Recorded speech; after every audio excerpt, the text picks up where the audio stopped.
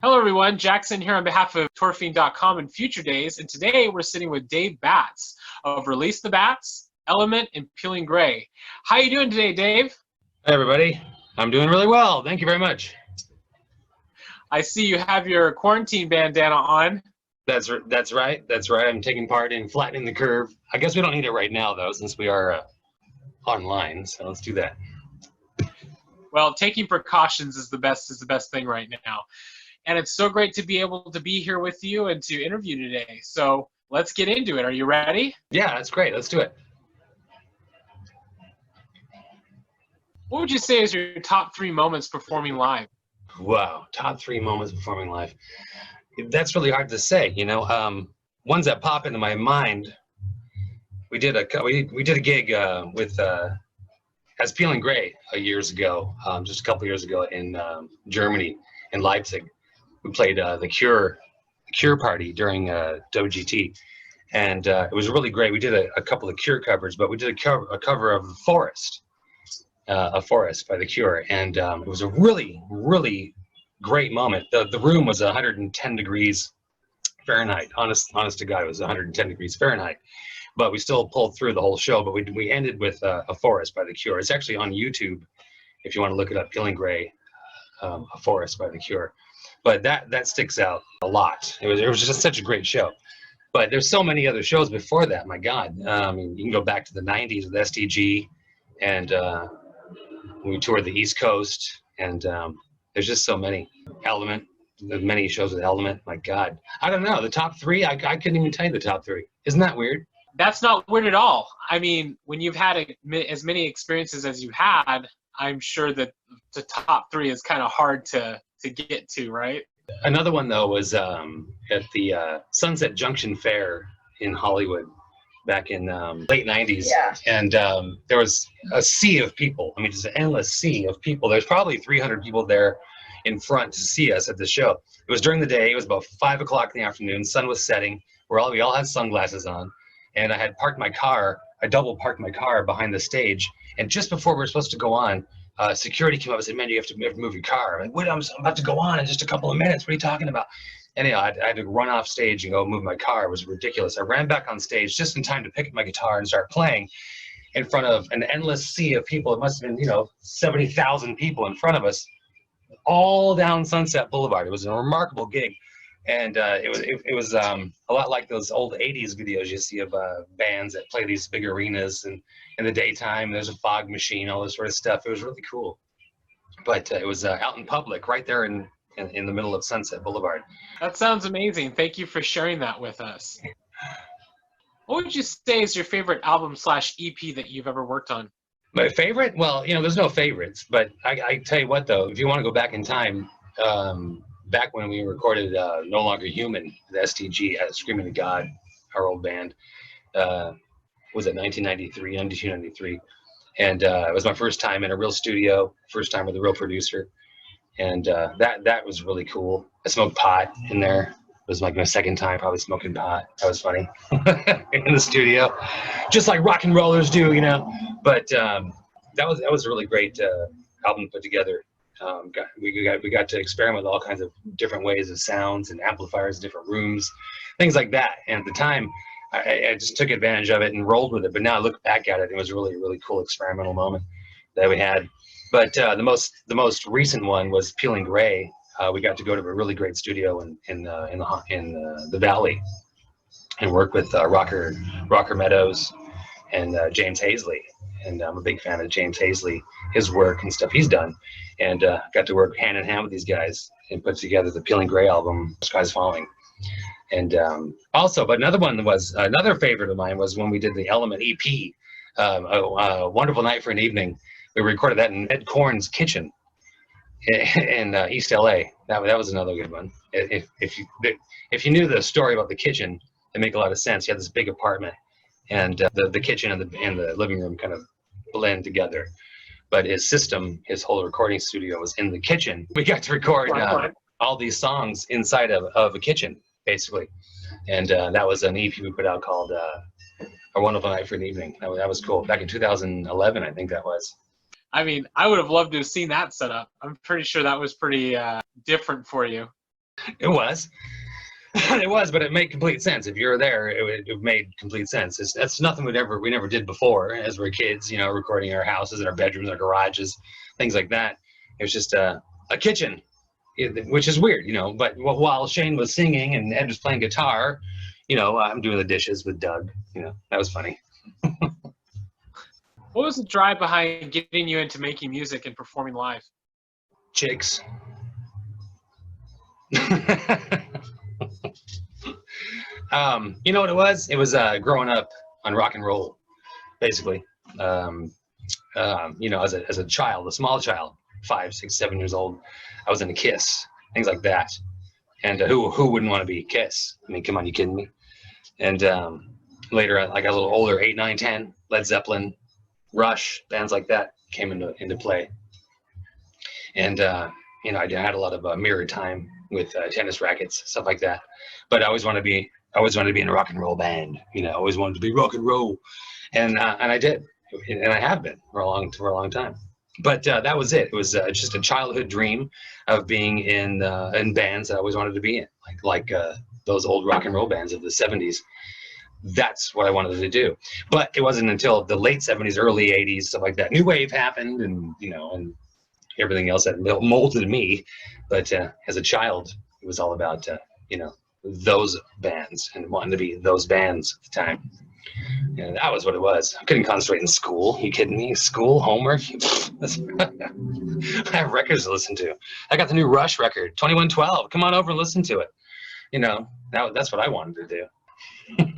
So would you say that Rush is probably one of your biggest influences? Yes. If you go way back in time to the '70s and all those old experimental records, I was really into that stuff at the time. And as a child, I didn't know what the hell they were talking about until later on. Then I started figuring stuff out. But no, Rush is a huge influence on me. I can honestly swear to God, if it wasn't for Rush, I wouldn't be a musician at all. But because they're so good, they were just so damn good, and nobody can play that well, especially me. But you know, but they were my influence. Them and Zeppelin and all the a lot of the '70s rock and roll bands. But I carried Rush into the '80s and the '90s up until to this day, up until Neil Peart just died. You know, I've been a Rush fan. Totally. Thanks for bringing that up. I appreciate that. Well, those are some pretty impressive influences, I'll tell you that. I mean, you can really tell that you were inspired by those artists and those musicians. Wow, that's cool to say. Thanks a lot. I appreciate that. You know, nobody knows that really, and I don't talk about that kind of stuff. You know, I could say Bauhaus is my big influence, and Roz and all that sort of stuff. Sure, they are too. Absolutely. Are you kidding me? But let's go before that. You know, before I discovered those bands. Those bands came later, when I was a little older. Actually, this is the chance for the world to know your big influences. So there you go. Another influence I have is this new beer I'm drinking. It's called Is Ticking Clock. I guess it's The Clock Is Ticking. It's by Smog City, available at Stateside Brewery on Atlantic Avenue here in Bixby Knolls. That's a plug for you, huh? Exactly right there. If you guys would like to check out some really amazing like brews, Dave Batts over here is a connoisseur of sorts. I'll tell you what happened was we moved to a town called Bixby Knolls here in Long Beach, California. We were in Signal Hill for 23 years, and we moved to Bixby Knolls. And right here on Atlantic Avenue, there's a bunch of breweries and pizza places, and it's really great. And there's a place we go to, and this guy named Patrick owns the place, and he's a really cool guy and has a really great taste in music and beer. And we discovered this. It's just unbelievable. I can't imagine going back to like cheap beer, you know, at a regular bar. I will, but I can't imagine it until I have to. This is good shit. Well, you know what? You just took a drink of it. What is it like? What if you could describe it? What would you describe it as? Do you remember when you were young? Do you remember chocolate Coke? It's kind of like that. That's what I'm saying. It's not. It's more of a thick, robust, coffee flavored vanilla coconutty beer, and it's real thick and good. I never liked this kind of stuff before. I never did. It took me years and years and years to get into this kind of dark beer stuff, but my God, I mean, I would like to smell this. I want to smell like this. This is so good. It's like it's copper tone tan. It's coconut. That's what it is, coconut. tell you what, my friend Seth, though, Seth Baker, who I grew up with here in Long Beach, used to live just a few blocks down from where I live now. He moved up to Seattle a while back. He was in all the dark beer. He was our security guy, Release the Bats. And a lot of you guys remember Release the Bats security guy. He was the death metal guy who was sharpening a battle axe at the door as he checked your ID. He was all into this kind of stuff. And he would come over to my house and be like, "Here, Dave, you have to try this." I'm like, "Oh, sick." No, it's really good now. It took me years and years to get into it, and here I am. Well, thank you for sharing that with us, Dave. And I'm sure anybody out there who has any questions about beer or wine, be sure to contact Dave Batts. He can give you his honest opinion on some of this stuff. I'll tell you what's up. What are you looking forward to accomplishing the most moving forward? Moving forward, God, you know what? In these uncertain times, I don't know. I keep reflecting what we did, to be honest. 20 years of Release the Bats and in the bands and 30 years of playing music and stuff. Going forward, you know what? Let's throw some more quality events. Like, I'm waiting for this whole, pandemic to be over, and we can throw some more quality events. I was kind of off for the last year or two from throwing shows and stuff, and after doing bats for so long, and I decided, you know what? Let's go to shows. Let's just do other stuff with other people and go to their shows, and it's been really fun until a couple months ago, and we can't go out and do anything anymore anyway. But I'm looking forward to months from now. We have some cool stuff, cool stuff planned. Murder Crows, as far as we know, is still happening in New York. That's in August, September. As far as we know, it's still happening because there were some really, really great bands booked for that, or are still booked for that. I'd love to tell you who, but I don't know if I can. Damn. There's some cool stuff coming up. We're just kind of on pause. Imagine pushed pause. Hold on. Everything has to stop for a while. Go inside, put your mask on if you're going to go to the store. Stuff like this. We're until June probably now. Who knows? We're going to take some time off, but when we come back, we're going to do some cool shit. There's some cool shows coming up. I'm not in a band right now. I'm not playing any music with the band. I'm not doing nothing like that. I'm playing here at my house. I'm doing a lot of DJing still here and there. I was doing a lot more. I was actually DJing on that famous Atlantic Avenue I just talked about. And here in Bixby Knolls, I was DJing on the sidewalk, doing totally 80s out in front of our friend's cheese shop. The cheese shop. See, that leads to this. That was Lisa, our bar back at Release the Bats for the, 13 years out of 20. She owns a cheese shop in Atlantic here in Bixby Knolls called Cheese Addiction. Plug, another one. See, I can't help myself. But I was DJing out in front of her shop doing 80s. But anyway, so to answer your question, we plan on doing everything I just said. We're going to do more of that coming up, whenever we can, when I don't have to wear a mask all the time. Even though I do like wearing masks, it's cool. Check it out. But if I don't have to wear one, I'd prefer it not to. So when we're good, we're going to do all that stuff. Well, that's great. I mean, I can't wait for things to get back to the way they were, or to the new normal that will be after this. I can't wait to see what you guys have in store for all these new events. And for everybody out there who doesn't know, what is Murder of Crows? Murder of Crows is a festival in New York City that happens once a year at the end of August, sometimes September, featuring multiple bands from around the world. Sean Templar, the Red Party, and Release the Bats. We had this idea, me and Jen and Sean and Mons, and we had this idea. Hey, since we're all getting together on the East Coast, let's throw a show. So the whole thing was 2014 was the last time we were in Leipzig, Germany, and Berlin, and that's where our friend Ralph Thiessen lives. Anyway, so 2015 rolls around. We blew all our money. We blew our money going to Germany 5 years in a row. So we can't afford it this year. 2015 comes around, and we're not going to go to WGT. So I said, hey, Ralph, why don't you go to New York City, and we'll get together and run around, and we can pal around. And his girlfriend at the time had relatives who lived in Brooklyn, so they have a free place to stay. So great, here we go. So we made plans to get together in New York in 2015. Well, Sean Templar, Red Party Sean, got wind of it and said, hold on, you guys are coming here? Wait a minute, let's put something together where we can DJ together. Great, okay, let's do that. So then Martin Oldgoth from England, a friend of ours who's been a DJ for Old Goth years, they're in England forever and ever, he got wind of it. Oh shit. And then Patrick Cusack from New York, he got wind of it. Next thing you know, we have this big thing planning. Well, next thing you know, Ralph can't go. Something happened. Things fell through. The plans fell through. We went anyway and booked some bands. My band, Peeling Grey, at the time played. Skeletal Hands, a bunch of other bands played. And that was 2015. All by happenstance that me and some friends wanted to get together and DJ together, turned into this giant thing at Mercury Lounge. And then a year later, we did it again. And here we are now, coming on the sixth year in a row. Unbelievable lineups of bands. And it's funny how some just spirals and spirals and spirals. That's what a Murder of Crows is. It's a bunch of good friends getting together and organizing an event where we can book a lot of great bands and DJs from around the world. Kind of like Release the Bands, kind of like Red Party in New York. So imagine the two things coming together, and it's amazing. But then a lot of people say, well, why do you have it in New York? Why can't you have it in LA? Well, I'll explain it. It's very simple. New York's in the middle. We book bands from Europe and the UK. We book bands from LA and New York.